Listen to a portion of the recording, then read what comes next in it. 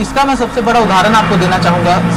क्योंकि देखा जाए तो जब भी राष्ट्रीय पर्व होता है, चाहे वो 26 जनवरी हो या 15 अगस्त हो, तो वहां पर नक्सलियों का आतंक इतना ज्यादा था कि उन्हें राष्ट्रीय ध्वज तिरंगा फहराने से भी रोका जाता था। लेकिन जो तस्वीरें अभी पीछे हाल ही के दिनों में आई हैं, वहां पर जिस तरीके से तिरंगा झंडा फहराया गया, राष्ट्रगान लोग वहां के गाते हुए नजर आए, तो साफ तौर पर ये तस्वीरें तो बताती हैं कि जो वहां के स्थानीय लोग थे वो मुख्य धारा से जो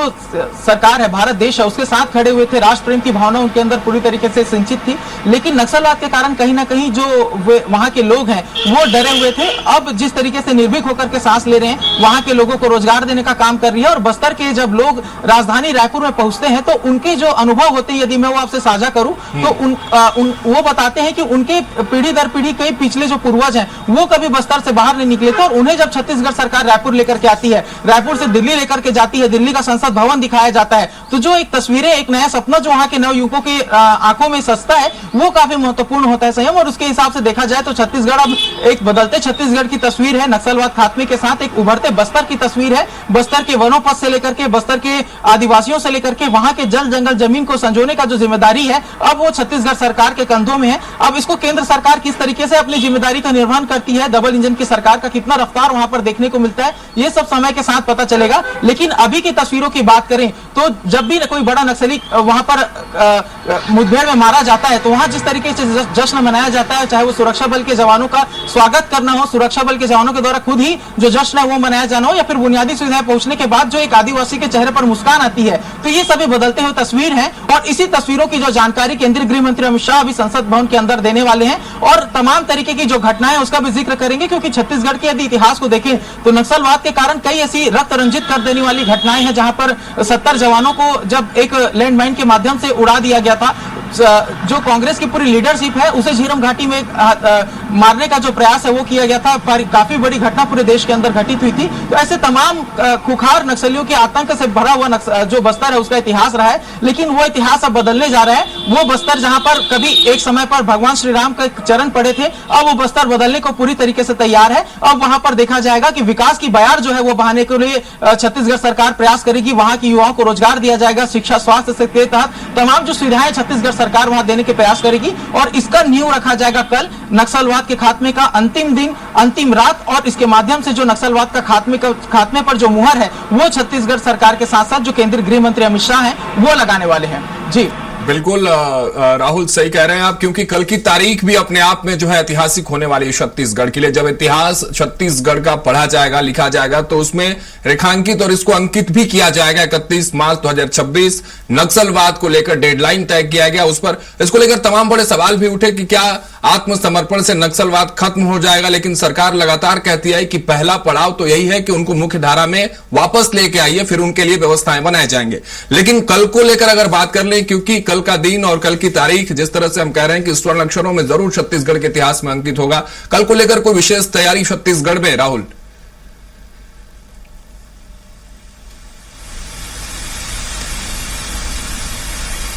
यहाँ पर तो जश्न का माहौल ही है।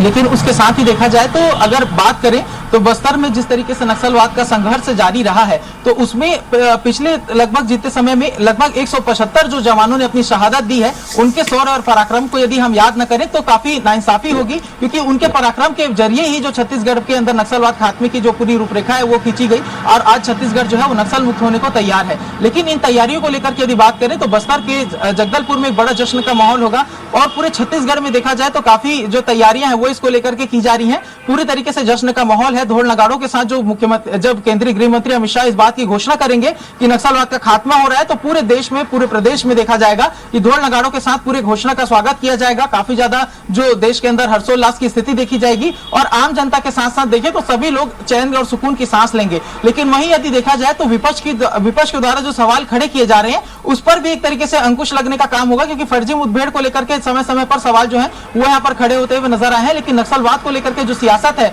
वो आने वाले समय में जारी रह सकती है। तो इस पर भी जो छत्तीसगढ़ सरकार है उसको काम करने की काफी आवश्यकता है। तमाम तैयारियों के बीच में यदि सियासत से परे बात करें तो बस्तर के हर एक उस चेहरे पर जिन्होंने अपने परिवार के लोगों को खोया है, जिनके चेहरे पर हमेशा से मायूसी रही है, उनके चेहरे पर एक मुस्कान जो है वो खिंचती हुई नजर आएगी और उसके माध्यम से देखा जाएगा कि छत्तीसगढ़ जो है अब एक नए इतिहास लिखने को पूरी तरीके से तैयार है, जहां पर बस्तर के विकास के साथ छत्तीसगढ़ का सबसे बड़ा संभाग बस्तर के विकास के साथ देखा जाएगा कि छत्तीसगढ़ के विकास में एक अग्रणी भूमिका जो है वो बस्तर संभाग निभाएगा। वहां के आदिवासी निभाएंगे, वहां के वनोपज से जिस तरीके से जो आय होगा उसके माध्यम से बस्तर का विकास किया जाएगा, वहां के जो खनिज पदार्थ हैं, औद्योगिक क्रांति का प्रयास वहां पर किया जाएगा। तो सभी परिप्रेक्ष्यों में देखा जाए तो छत्तीसगढ़ के लिए कल का दिन काफी बड़ा, पूरे देश के लिए काफी बड़ा और उन आदिवासियों के लिए जो नक्सलियों के आतंक से काफी डरे सहमे थे, उनके लिए काफी सुकून भरा दिन कल का रहने वाला है। जी बिल्कुल। और छत्तीसगढ़ की जब हम कभी परिकल्पना करते थे या दूसरे राज्य में बैठे लोग जब परिकल्पना करते थे राहुल, तो वही बात जो आप कह रहे हैं, लाल आतंक की तस्वीर उनके मानस पटल पर खुद ब खुद प्रतिबिंब की तरह दिखाई देती थी। लेकिन अब वो तस्वीरें छटने वाली हैं, वो बादल जो नक्सलवाद के थे वो घटने वाले हैं और एक सुखद तस्वीर बस्तर की दिखेगी। वो खूबसूरत बस्तर एक बार फिर से निखर कर सामने आने वाला है। लेकिन राहुल, अगर बात कर ले तो क्या अभी कोई हॉटस्पॉट बना हुआ है बस्तर के इलाके में या छत्तीसगढ़ का कोई वो इलाका जहां नक्सलियों की अभी गतिविधियां की चांसेस बनी हुई है, जहां जवान डटे हुए हैं? जो बात आप कह रहे थे शुरुआत में कि सरकार ने नीति जरूर बनाई, सरकार ने जरूर डेडलाइन तय कर दिया, लेकिन उसको सफल करने के पीछे एक एक जवान जो पुलिसकर्मी लगे हुए थे, एक एक जवान के जो बल लगे हुए थे, जान की बाजी लगाकर उन्होंने इस नीति को सफल करने में और बस्तर को नक्सल मुक्त करने में अपनी भूमिका जरूर निभाई है। लेकिन अभी तत्काल की अगर बात कर ले, चूंकि अभी 24 घंटे से ज्यादा का समय है, एक दिन का समय बचा हुआ और ऑपरेशन अपने हिसाब से अभी चल रहा है वहां, क्योंकि तस्वीरें लगातार सामने आ रही हैं मुठभेड़ की भी और आत्मसमर्पण की भी। तो अभी कोई हॉटस्पॉट आपके नजर में जहां भी गतिविधियां जारी हों और वहां जवान अभी भी डटे हुए हैं? जी देखा जाए तो जिस तरीके से नक्सल विरोधी अभियान छत्तीसगढ़ के अंदर चलाया गया, तो सबसे पहले जो भी टॉप कमांडर्स थे उनकी सूची तैयार की गई और उसके आधार पर किसी को न्यूट्रलाइज किया गया, किसी को आत्मसमर्पण करने के लिए प्रेरित किया गया। और उस बीच में यदि आज के परिप्रेक्ष्य में बात करें तो कल ही नक्सलियों के साथ मुठभेड़ हुई है और वहां पर भी देखा जाए तो लगभग 17 जो नक्सली हैं उन्हें न्यूट्रलाइज करने का काम, उनके आत्मसमर्पण के लिए प्रेरित करने का काम यहाँ पर जो छत्तीसगढ़ के अंदर में है वो किया गया। और अभी हॉटस्पॉट के तौर पर देखा जाए तो छत्तीसगढ़ के बस्तर संभाग में जिस तरीके की स्थिति है, तो कुछ ऐसे क्षेत्र जरूर ही वहां पर अभी भी मौजूद है, क्योंकि काफी संवेदनशील उसे अभी भी माना जा रहा है, क्योंकि सुरक्षा बल के तमाम जवान है वहां भी डटे हुए हैं और किसी भी तरीके से इस बात की गुंजाइश नहीं छोड़ना चाहते कि नक्सलवाद फिर से वहां पर पनप सके। हालांकि सशस्त्र नक्सलवाद के खात्मे की कल घोषणा होगी, लेकिन एक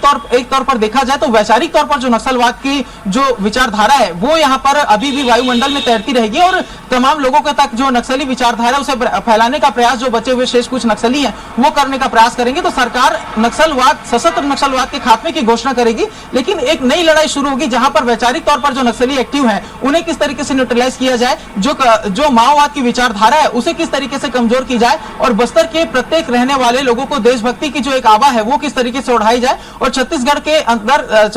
के साथ साथ बस्तर के अंदर में पूरी देशभक्ति की जो भावना है उसे भी फैलाने का प्रयास किया जाएगा। और इसके लिए सबसे महत्वपूर्ण देखें तो पुनर्वास नीति के तहत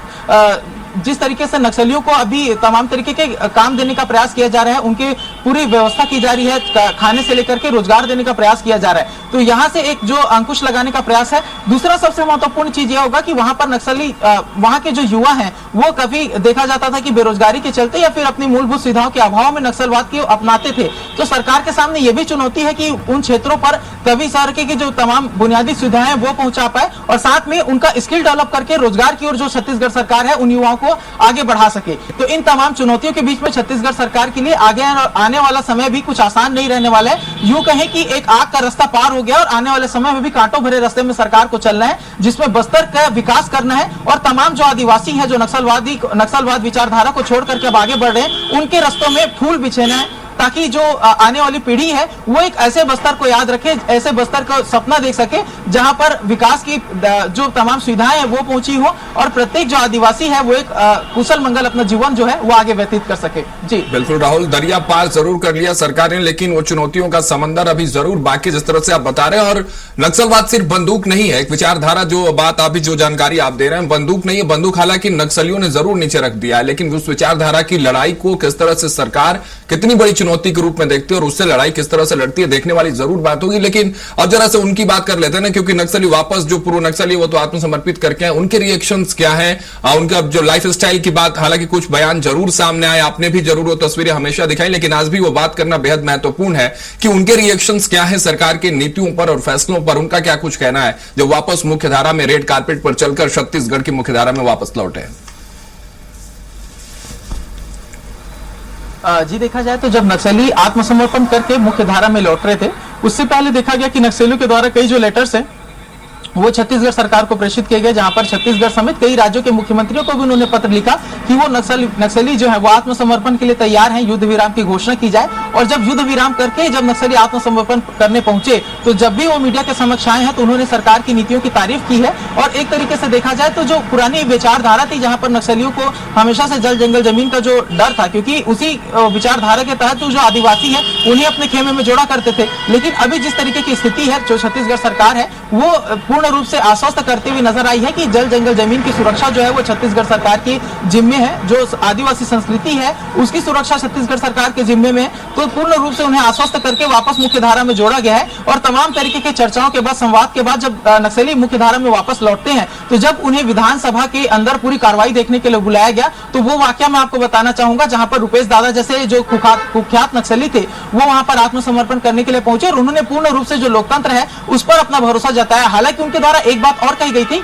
कि जो वैचारिक तौर पर जो लड़ाई है वो हमेशा जारी रहेगी, हालांकि हथियार उन्होंने छोड़ दिए हैं और जब भी किसी आदिवासी के खिलाफ कोई प्रकरण सामने आएगा तो उनकी आवाजों को बढ़ चढ़ के उठाने का काम तमाम जो आत्मसमर्पित नक्सली हैं वो करने वाले हैं। तो देखा जाए आश्वासन है, एक तरीके से लोकतंत्र पर भरोसा है और सरकार से आश्वस्त है, इसीलिए सभी जो मुख्य धारा में तमाम जो नक्सली हैं वो आज लौट रहे हैं और उसका जो प्रभाव है आने वाले दिनों में भी देखने को मिलेगा। लेकिन इस बीच में सरकार के सामने काफी बड़ी चुनौती होगी कि इस तरीके से जो आवाज उठेंगे उसे किस तरीके से नियंत्रित किया जाए। जो बस्तर के आदिवासी हैं, सरगुजा संभाग के आदिवासी हैं, पूरे छत्तीसगढ़ के जो आदिवासी प्रचुर मात्रा में यहाँ पर जो रहते हैं उन्हें किस तरीके से उनके उत्थान के लिए काम करे। तो आगामी दिनों में छत्तीसगढ़ सरकार को गठित हुए अभी लगभग देखा जाए तो 2 से 2.5 साल का समय हो रहा है, तो आने वाला पूरा कार्यकाल इसी विषय पर समर्पित रहेगा, बस्तर का विकास, आदिवासियों की खुशहाली और एक विकसित छत्तीसगढ़ का। इंतजार है अब कल का, जब औपचारिक तौर पर इसका ऐलान हो कि बस्तर